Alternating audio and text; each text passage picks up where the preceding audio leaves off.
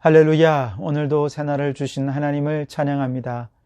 우리 주님께서 이 땅에 오신 것, 십자가를 지시고 죽으신 것, 그것은 죄인된 우리의 모든 죄를 용서해 주시고 새 삶을 주시기 위해서이지요. 하지만 어느덧 우리는 그 주님의 은혜를 잊어버린 채 여전히 죄 가운데 살고 있지 않았습니까? 이 시간 우리의 연약함을 주님 앞에 고백하면서 우리의 마음을 열고 주님, 우리의 마음 속에 다시 들어오셔서 우리를 하나님의 백성으로, 하나님의 자녀로 새롭게 해달라고 우리 그 마음으로 찬송가 278장 1절과 4절의 찬송을 함께 하도록 하겠습니다. 함께 찬송합니다. 여러 해 동안 주 떠나 세상 연락을 즐기고 저 흉악한 죄에 빠져서 주 은혜를 잊었네. 오 사랑의 예수님, 내 마음을 곧 엽니다. 곧 들어와 나와 함께하며 내 생명이 되소서. 미련한 우리 인생은 주의 공로를 모르고 저 쓸쓸한 사막 가운데 늘 헤매고 다녔네. 오 사랑의 예수님, 내 마음을 곧 엽니다. 곧 들어와 나와 함께하며 내 생명이 되소서. 아멘. 오늘도 주님과 함께 주님의 생명으로 살아가는 이 하루가 되시기를 주님의 이름으로 축원합니다.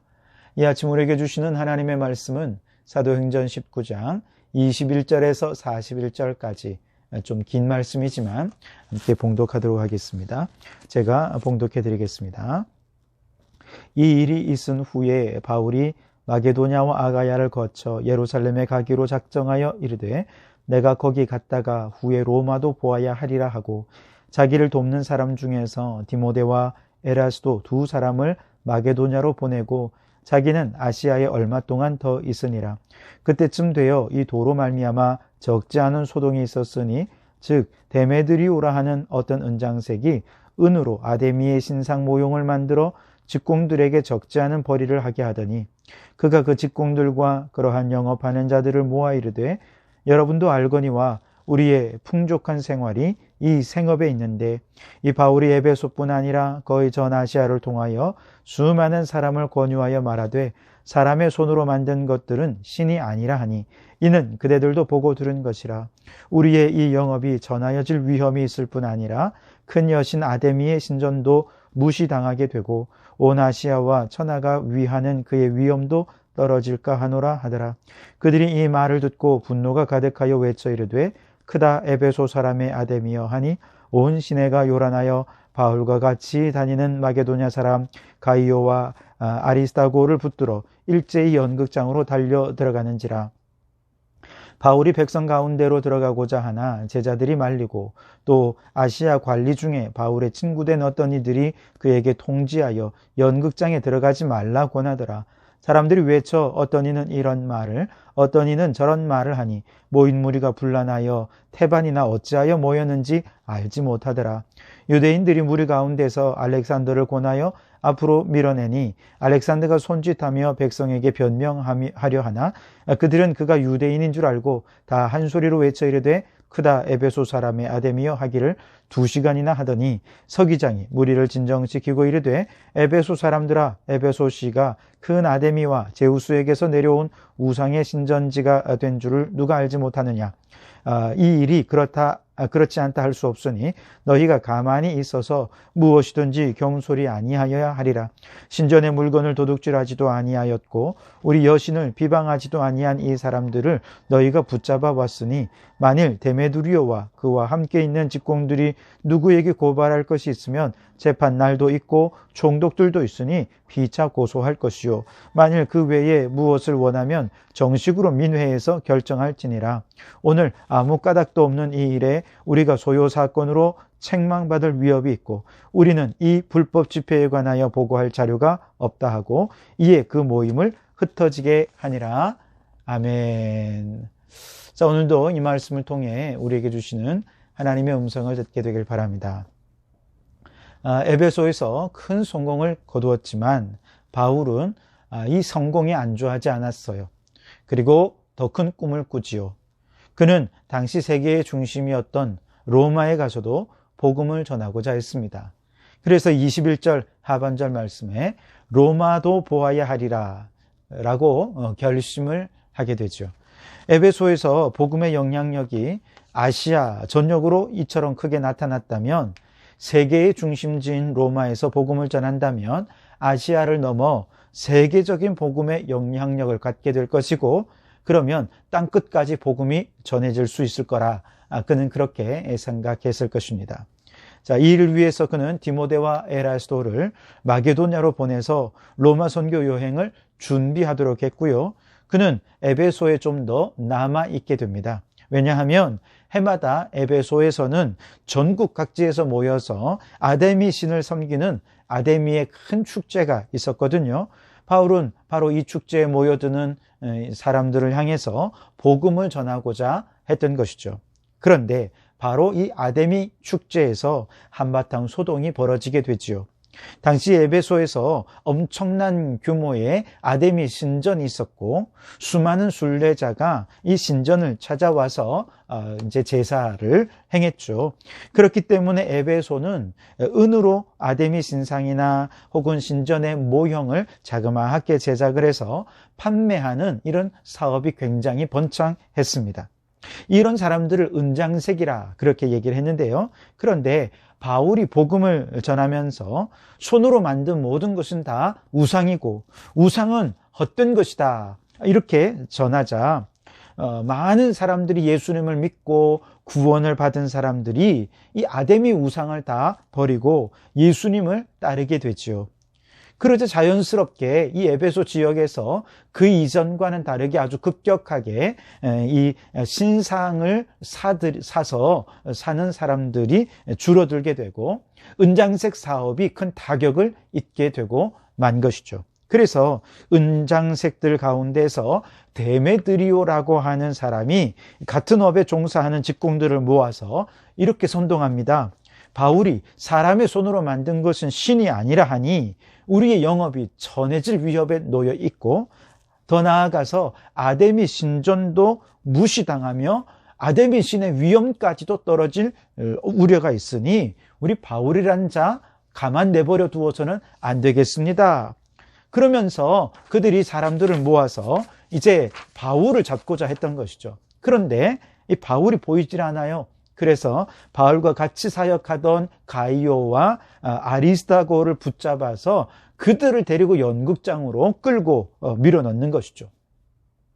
뒤늦게 상황을 파악한 바울은 연극장 안으로 들어가고자 하지만 제자들의 만류로 들어가지 못하고 연극장 안에서는 2시간 동안이나 이 두 사람을 앞에 놓고 아데미를 칭송하는 소리를 내며 모든 사람들이 아주 흥분의 도가니에 빠지게 됩니다.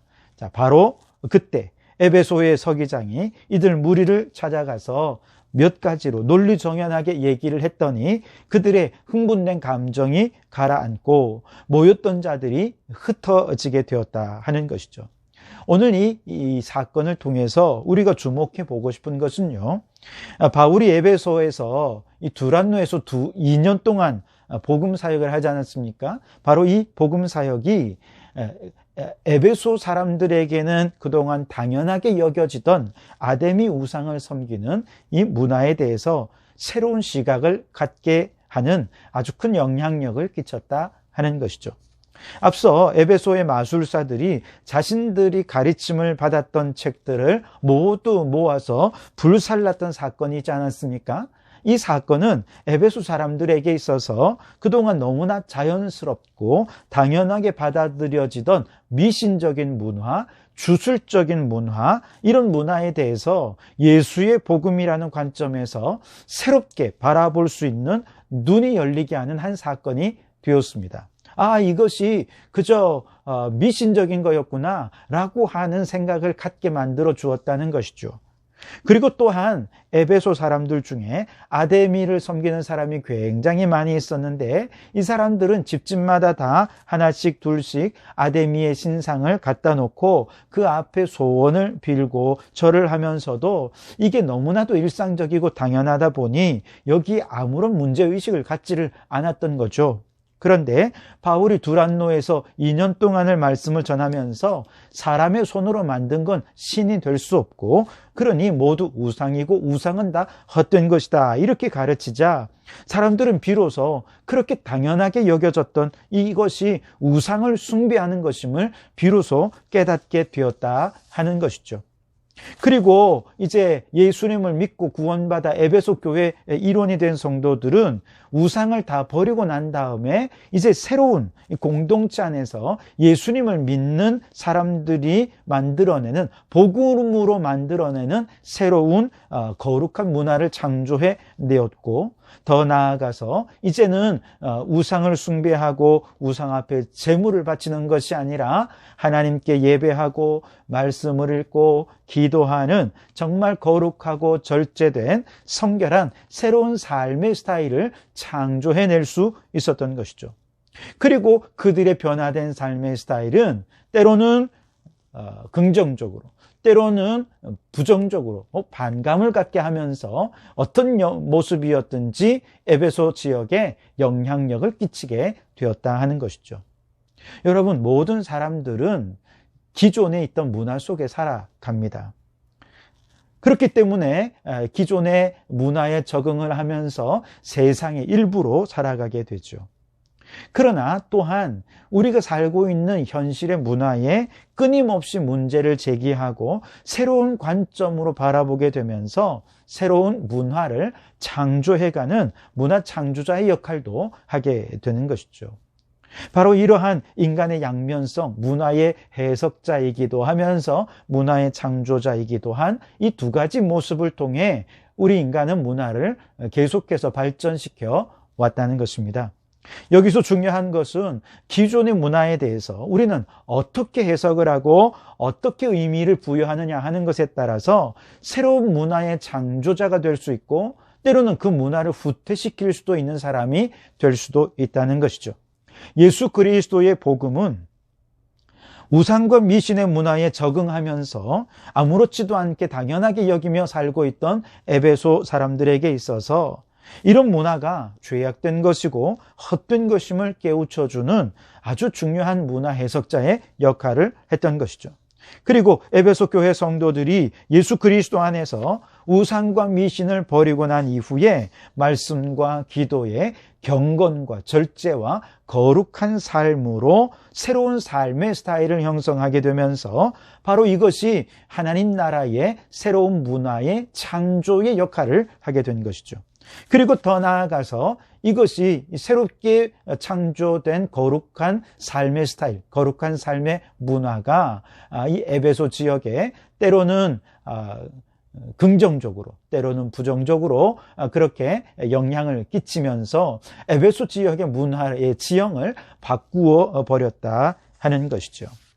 그래요, 여러분, 예수님을 믿는 사람들은 기존의 세속적인 문화에 우리가 살아가면서 한편으로는 세속적인 문화 가운데서도 우리가 적응해야 될 부분들은 당연히 적응을 하죠. 그러나 우리는 이 세상의 문화에 대해서 복음적인 관점에서 끊임없이 새로운 문화를 복음으로 해석해주는 문화 해석자의 역할들을 감당해야 할 사명이 있습니다.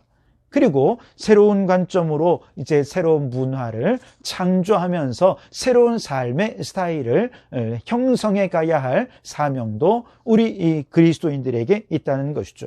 그리고 더 나아가서 예수 그리스도의 복음으로 새로운 삶의 스타일을 형성했다면 이것을 가지고 세속적이고 타락한 이 세상 가운데 거룩하고 선한 영향력을 끼쳐야 할 사명이 우리에게 있다는 것이죠.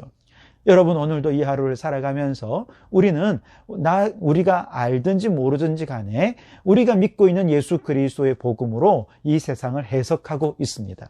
우리의 해석이 이 세상 사람들에게 때로는 멋있게 느껴질 수도 있겠으나 때로는 아주 마음을 아프게 하고 마음을 긁는 그런 역할들도 하게 될 것입니다. 어떻게든 그 자체가 이미 삶의 스타일을 바꾸어가는 영향력을 행사하고 있는 것이죠. 그러므로 여러분, 오늘 우리의 삶이 이 세상 속에 어떤 영향력을 끼치고 있는지 바라볼 수 있길 바랍니다. 복음으로 문화를 해석하고 우리의 변화된 삶의 새로운 스타일이 이 세상 속에 영향력을 끼쳐서 오늘 우리의 가정이 거룩한 문화로, 우리의 팔룡동이 거룩한 문화로, 이 창원과 이 세상이 세속적인 문화가 무너지고 하나님 나라의 새로운 문화로 다시금 일어설 때까지 그렇게 복음의 창조자로, 그렇게 복음의 번역자의 사명을 감당해가는 우리 성도들이 되실 수 있기를 주님의 이름으로 축원합니다. 네, 기도하시겠습니다. 하나님 아버지, 감사합니다. 오늘도 이 아침에 말씀과 기도로 우리를 새롭게 깨우쳐 주시니 감사합니다. 우리가 너무 당연하게 여겨왔던 세속적인 삶의 영역들이 말씀 앞에 설 때마다 복음으로 우리의 삶에 새로운 빛이 비추어지게 되고 이 세상의 세속적인 문화에 대해서 복음으로 해석해가는 삶을 살고 있는 줄 믿습니다. 우리가 복음으로 이 세상의 문화를 해석해갈 뿐만 아니라 우리의 삶의 스타일이 복음적인 삶으로 거룩하고 경건한 삶의 스타일로 변화되고 새로운 문화를 창조하고 나아가 이 세속적인 세상 가운데 거룩한 삶의 스타일로 선한 영향력을 끼쳐서 우리의 가정이 변화되고 우리의 직장이 변화되고 우리의 삶의 자리가 변화될 때까지 아름다운 문화 변혁자의 사명을 감당해가는 저희들이 되게 해 주옵소서. 오늘도 우리에게 주어진 이 사명 잘 감당하며 하나님의 영향력을 끼쳐가는 저희들이 되기를 간절히 소원하며 예수님 이름으로 기도하옵나이다. 아멘.